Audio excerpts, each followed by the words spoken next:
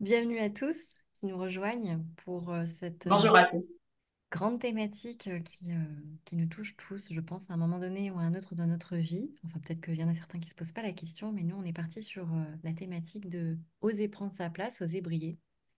Ça peut faire peur, et en même temps, quand on atteint cette liberté, si on atteint ce que c'est vraiment, véritablement, oser prendre sa place, ça apporte beaucoup de bénéfices dans notre vie, et c'est un peu ce qu'on veut partager aujourd'hui avec Laetitia Adrien et moi, je m'appelle Sarah Galvan. On va vous présenter trois clés qui, à l'issue de ce live, on espère que ça vous donnera envie d'en découvrir d'autres avec nous. Je vais peut-être tout simplement te laisser te présenter dans un premier temps et puis on va enchaîner après sur les trois clés, si ça te va. Ok.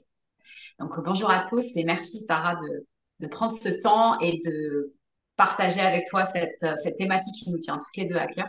Hmm. Je crois que dans le oser prendre sa place, oser briller, il y a le oser qui nous lie fortement toutes les deux. Donc, moi, je suis Laetitia Adrien, thérapeute énergétique. J'accompagne les personnes à sortir du sacrifice et à ne plus subir leur vie, c'est-à-dire reprendre notre pouvoir personnel. Ça nous tient vraiment à cœur. Donc voilà, c'est ce que j'essaye de faire et au travers de ces vidéos-là aussi, pour Hmm. vous aider chacun, chacune à justement à oser prendre votre place et oser briller. Et c'est comme ça qu'on s'est rencontrés toutes les deux parce que voilà, tu proposais des retraites de quelques jours sur Annecy et j'ai eu la chance de te rencontrer. Ça a été une rencontre extraordinaire. Et tu m'as aidé justement, on va voir les différentes clés, mais tu m'as déjà aidé justement à passer ce cap qui est pas facile. Et on a Hmm. tous besoin d'aide. Et du coup, tu m'as vraiment beaucoup aidé sur ce chemin-là. Donc, je te remercie encore. Et puis, on va parler de tout ce que tu fais aussi de ton côté. Oui, bah merci aussi pour cette transition. Effectivement, nous, on s'est connus sur le séjour que j'ai appelé Oser renaître. Donc, on est un peu aussi dans la même thématique qui est un petit peu plus en lien avec le fait de développer son intuition dans l'optique de réaliser un ou plusieurs rêves. En tout cas, c'est le Mm. chemin que je vous ai amené à toucher. Et c'est vrai que toi, tu étais partie sur euh, une douleur qui était, enfin en tout cas, il y en avait une qui était assez présente, c'était la connexion avec le collectif, parce que quand on Mm. est en immersion, il y a du collectif, forcément. Je propose aussi l'accompagnement individuel avant de commencer ce séjour-là, mais je me rappelle que c'était très présent au moment de notre premier échange. Mm. Et pour moi, déjà, prendre sa place, c'est aller chercher cette part de courage en soi, de se dire, de ne pas se voiler la face et d'être vraiment au clair sur qu'est-ce qui est présent, qu'est-ce qui n'est pas forcément évident à voir, et d'avoir suffisamment de lucidité et de prendre en main son courage pour se dire, et ben là, maintenant, je vais y aller, et c'est ce que tu as fait. Donc, Mm. je trouve ça intéressant de l'observer et après on viendra sur les autres points, sur les trois points vraiment. Là, c'est juste une petite intro qui me vient comme ça. C'est de savoir saisir les opportunités.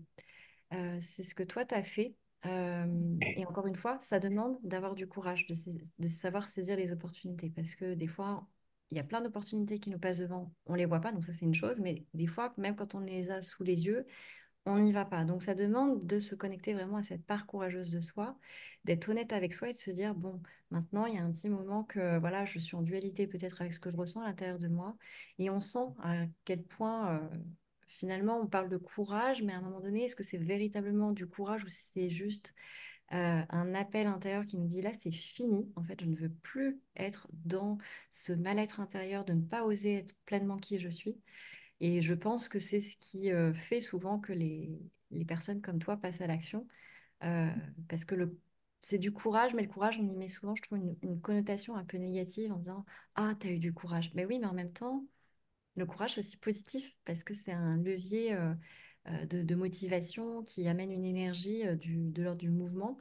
Et, euh, et donc, voilà, toi, tu as su saisir à la fois toutes ces opportunités-là. Donc, ça a été en tout cas une super belle rencontre parce que, comme quoi, finalement, le courage t'a amené à aujourd'hui continuer d'interagir avec moi. Et c'est ce qu'on disait tout à l'heure, c'est pas juste saisir une opportunité, c'est voir après aussi qu'est-ce que j'en fais derrière, à quel point je la Mm. nourris, et puis voir la place que je veux lui donner. Voilà pour cette intro. Je te laisse, si tu veux, commencer la première clé qui, toi, t'est venue quand on a commencé à travailler sur ce sujet. Alors, en effet, pour la première clé qu'on voudrait vous partager, c'est oser prendre sa place pour Sarah et moi. C'était vraiment cesser de chercher la validation à l'extérieur. Mm, Souvent, on est un peu en insécurité et on peut se sentir vraiment, justement, ne pas se sentir stable à l'intérieur de soi et d'être connecté à qu'est-ce que je veux vraiment mm, et d'oser du coup l'exprimer. Et on peut avoir tendance à chercher la validation et en fait, à avoir trop de doutes à l'intérieur de soi. mm, Et c'est vraiment cette notion derrière ça de se faire confiance. De se faire confiance. Et tu parlais tout à l'heure d'appel intérieur et je crois que c'est vraiment écouter ça, revenir à l'écoute de sa petite voix à l'intérieur qui dit, bah non, va plutôt dans ta direction.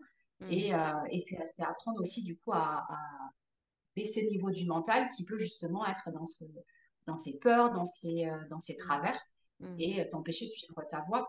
mm. Et cesser de la validation extérieure, c'est aussi se détacher, je crois, enfin tu vas me dire ce que toi tu en penses, mais se détacher du regard des autres aussi, tu vois, il y a cette notion de plus chercher à plaire Mm. euh, et puis d'oser, comme tu disais, oser saisir les opportunités et de se dire, bah, peu importe finalement le résultat, c'est de se dire ça m'appelle, j'y vais et puis ben, on verra, ça m'appelle et c'est de suivre ça et de pas dire alors qu'est-ce que tu en penses enfin moi j'ai pas demandé l'avis quand j'ai fait la retraite quand j'ai Mm. participé à la retraite que tu proposais j'ai pas demandé l'avis à Pierre-Paul Jacques j'ai senti que ça m'appelait même si en effet c'est venu chercher une grosse résistance dont tu parlais tout à l'heure Ouais. mais je crois que c'est ça c'est d'arrêter de demander l'avis à notre entourage parce que eux-mêmes ils ont leurs propres lunettes leurs propres filtres Ouais. avec bah, les blessures, avec l'ego. Et du coup, je ne sais pas si c'est les meilleurs conseillers finalement à avoir. Donc, et puis après, on peut avoir du regret d'avoir suivi Pierre ou Paul. Bah, en Voilà. fait, moi, ça me parle ce que tu dis. On l'évoque hein, de toute façon dans le séjour en immersion parce que bah, vous apprenez à développer votre intuition. Donc, ça vous apprend à prendre des décisions qui vous appartiennent sans tenir compte justement de la validation extérieure.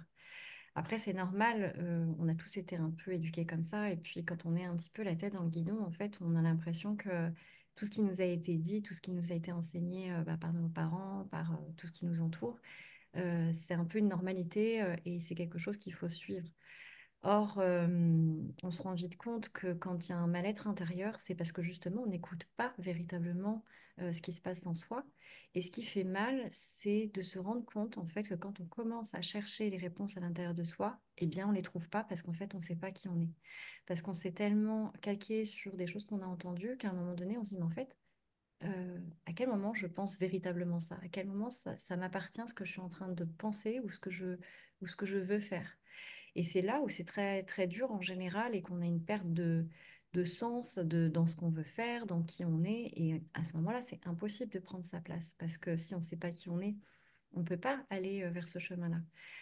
Et donc, demander la validation extérieure, elle est nécessaire dans ces moments-là parce qu'on n'a pas d'autres options quelque part.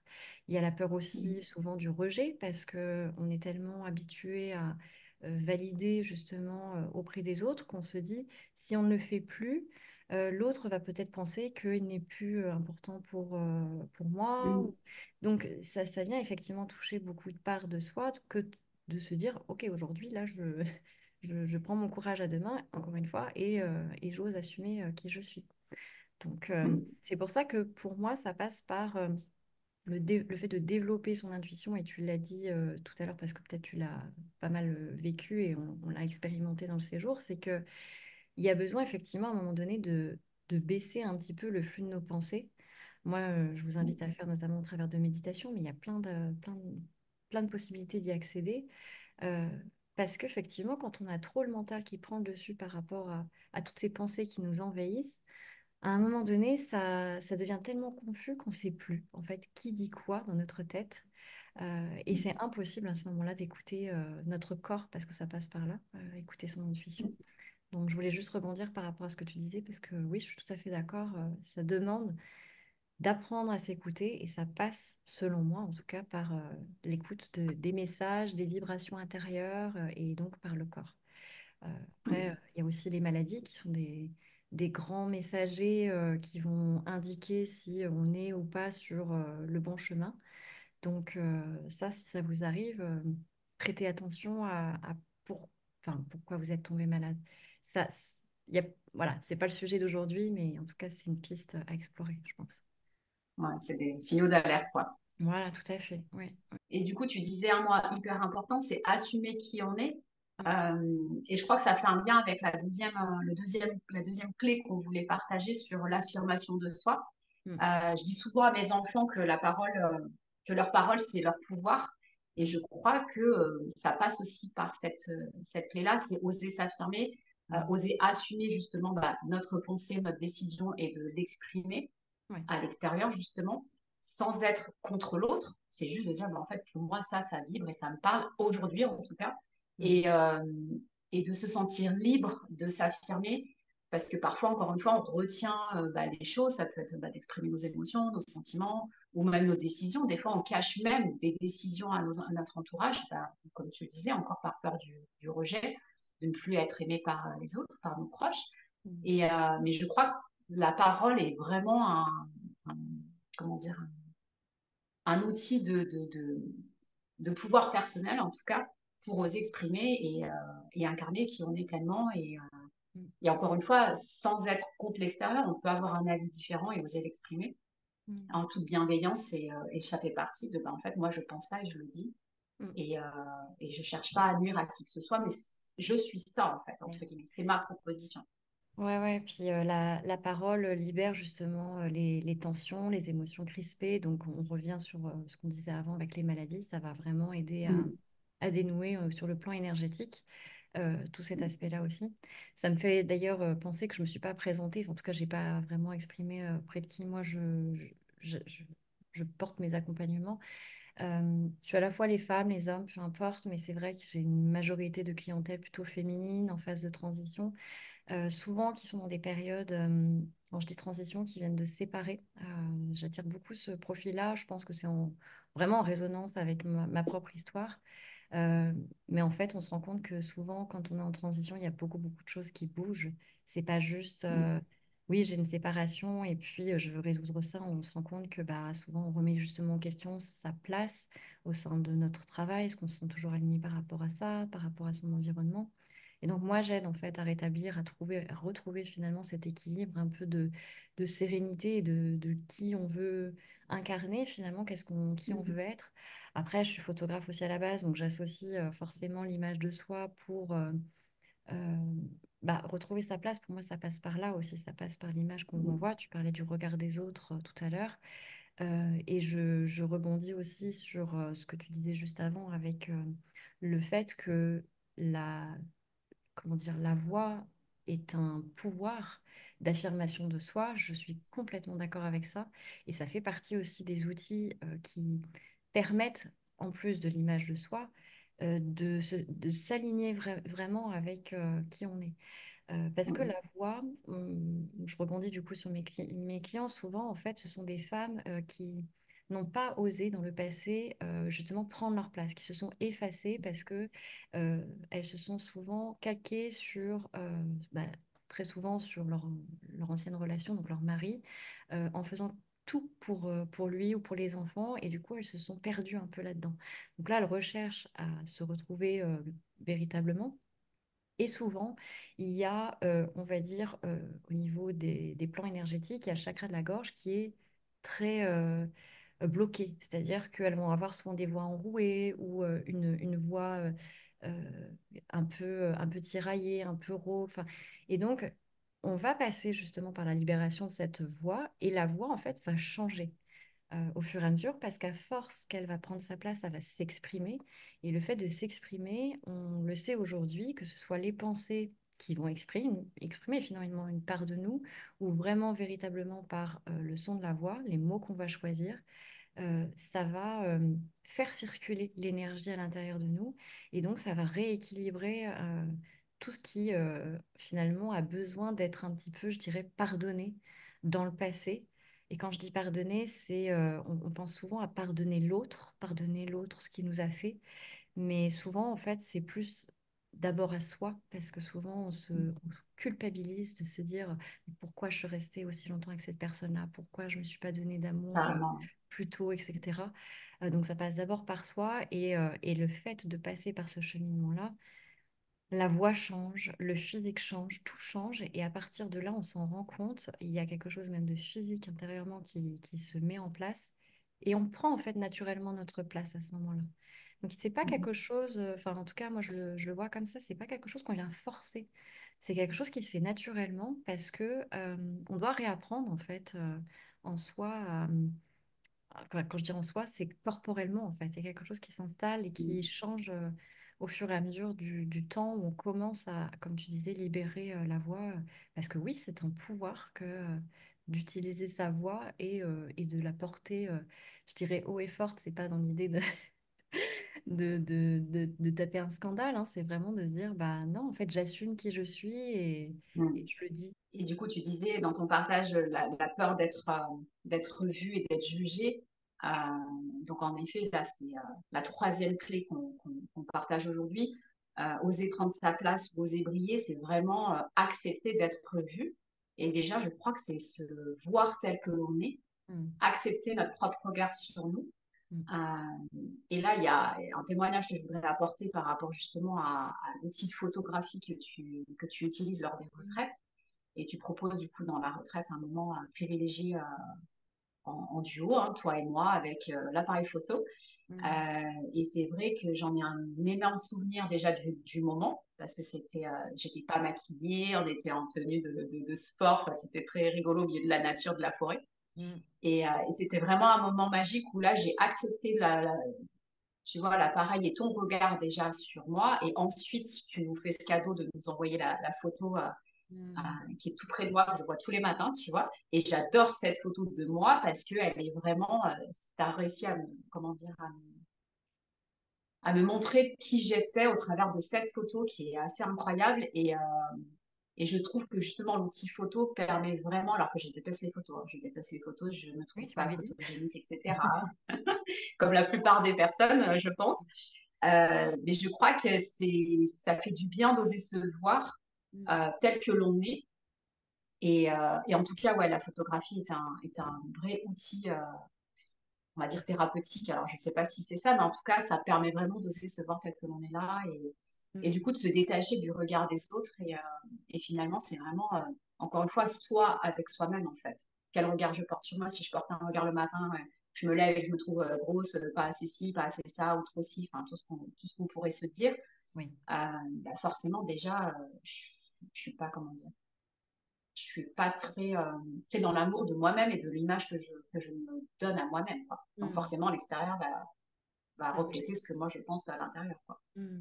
Euh, Merci mais beaucoup pour donc, ton retour. Ouais, ça me mm, touche et je suis contente que ce portrait t'ait apporté autant de bien parce que c'est vraiment mm, l'objectif. Après, on en fait ce qu'on en veut, bien sûr, mais moi, le fait de faire des accompagnements en gardant justement toujours le portrait photo, c'est venu en fait se faire naturellement parce que je voyais pas.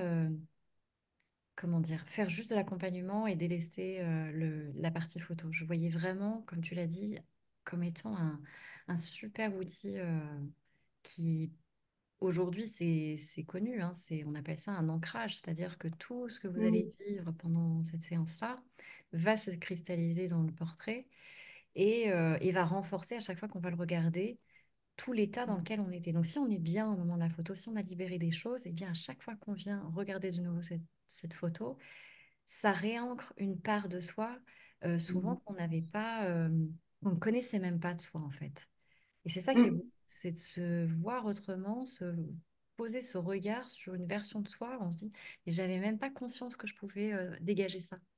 C'est cette C'est ça, c'est exactement ça. réconciliation dans vraiment, on pense projeter une image et en fait c'est ça qui est intéressant, je trouve, avec le collectif aussi, c'est que on se rend compte plus que tout le monologue intérieur qu'on peut se raconter, en fait, c'est du bullshit et qu'on est Mm, souvent bien à côté de la plaque. Et justement, le regard des autres va dans ce genre de contexte qui est tellement bienveillant, rempli d'amour, mais pour autant authentique. C'est-à-dire que c'est pas juste, oui, on va dire à l'autre que tout ce qu'il a envie d'entendre. C'est pas ça l'objectif. mm. C'est vraiment d'être Non. sincère et de dire, bah voilà, tu dégages ça, tu dégageais ça avant, tu dégages ça maintenant. Est-ce que tu arrives à Mm. l'entendre? Est-ce que tu le vois aussi? Et peut-être que en sortant de ce genre de séance, c'est pas immédiat. Comment dire, la perception de soi se fait pas comme ça, mais ça plante des graines. Et c'est pour ça que ce portrait-là, il est super important parce que justement, il vient renforcer tout ça parce que on entre dans les parts inconscientes finalement. Beaucoup de choses on Carrément. entend mais qu'on Mm. ne retient pas forcément. Et, Mm. euh, et c'est en ça où moi je trouve que c'est hyper puissant et je suis contente aujourd'hui d'entendre toujours mes clients dire je me reconnais sur ces photos. C'est vraiment quelque chose qui est Mm. important pour moi.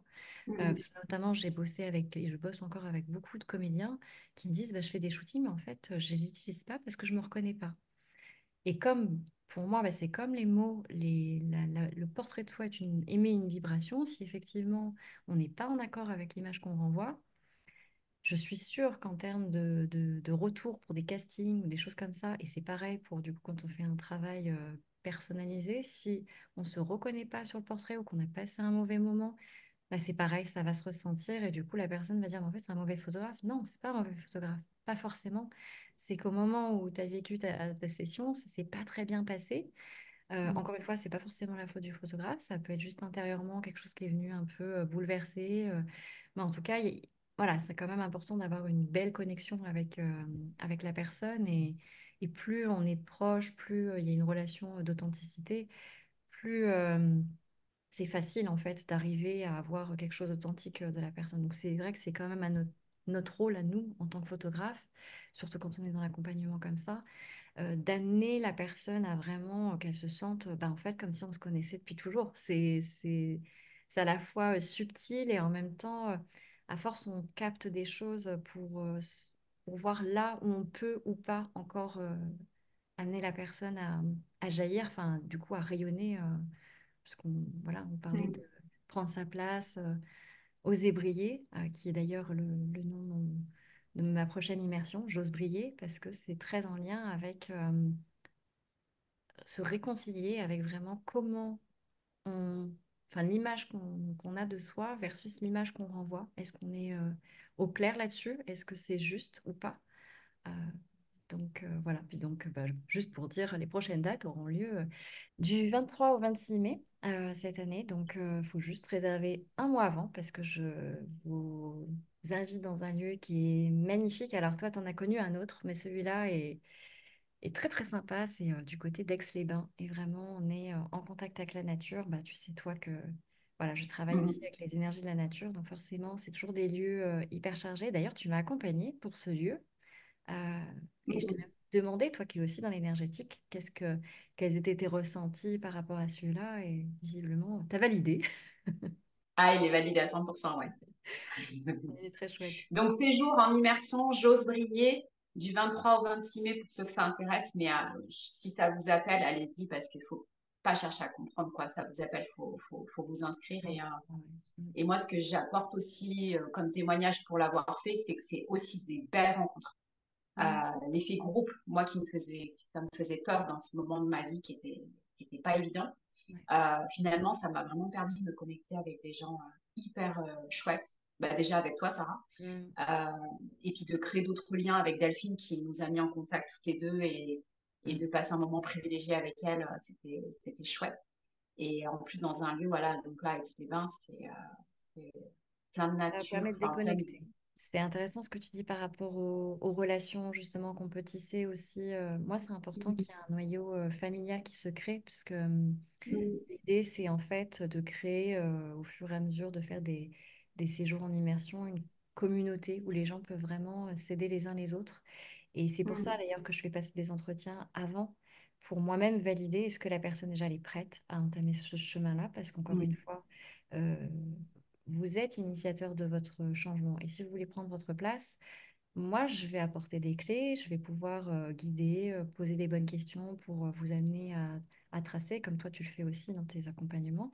Mais c'est comme pour tout, en fait, c'est vous qui amorcez quelque chose. Donc, si derrière, on sent qu'il y a une motivation, mais qui n'est pas suffisamment encore prête par rapport à ce que nous, on va proposer derrière, c'est de notre rôle aussi d'être honnête vis-à-vis de ce qu'on perçois, bien sûr, pour vous dire, bah là, c'est peut-être un petit peu tôt, ou alors, voilà, je te donne quelques clés déjà pour que tu puisses un petit peu commencer à évoluer sur ton chemin, et puis par après, quand tu le sentiras, là, on pourra éventuellement travailler ensemble. Mais pour moi, oui, c'est vraiment important que, du coup, entre guillemets, ouais, je filtre un petit peu les personnes qui vont être présentes, et en même temps, je laisse venir en faisant confiance, en disant, bah, si la personne, mm, elle vient pas, je sais que sur le plan énergétique, encore une fois, il y a des rencontres qui doivent ouais, absolument se faire.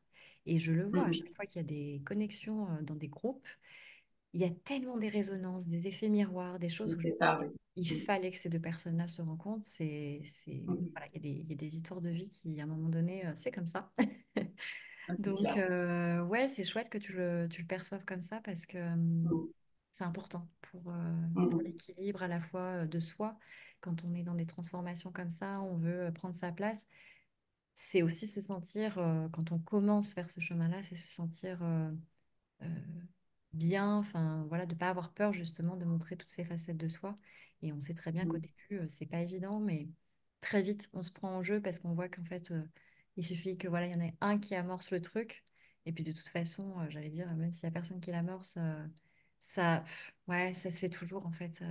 mm, Et on est là pour ça aussi. Donc encore une fois, quand on a pris cette décision-là, on se dit, bon, je viens pas pour rien faire. Donc c'est on le ça. sent. Comme tu dis, s'il y a un appel, il y a un appel et c'est que c'est juste. Mm, Je voulais savoir si tu voulais rajouter quelque chose par rapport à tout ce qu'on a évoqué déjà. C'est déjà pas mal si vous appliquez. c'est déjà riche, je crois, oui. Ouais, ouais, ouais. Ah, Ça paraît simple dit comme ça, mais c'est vrai qu'après, dans le concret, on se demande toujours, bah oui, mais comment on fait? Et puis, des fois, mm, on peut se remettre à douter, etc. Donc, n'hésitez pas si vous avez traversé des expériences et que ça n'a pas été fluide ou vous êtes encore en questionnement, laissez-nous des messages, on y répondra avec grand plaisir, hein. On mm, est là pour ça aussi. Donc, mm. là, voilà, on a évoqué trois clés. Si on peut je te laisse les résumer comme ça. Donc, c'est chercher la validation à l'extérieur. Mhm. Ma parole, c'est mon pouvoir, donc oser s'affirmer à travers la parole euh, et affronter la peur d'être vu. Donc, c'est surtout accepter d'être vu. Euh, donc, l'outil photo est un outil génial, mais vraiment, voilà, porter le vrai regard sur soi. Si je peux apporter un exemple concret que moi j'ai vécu, parce que tout à l'heure je parlais du lien avec la voix, le fait d'exprimer, etc.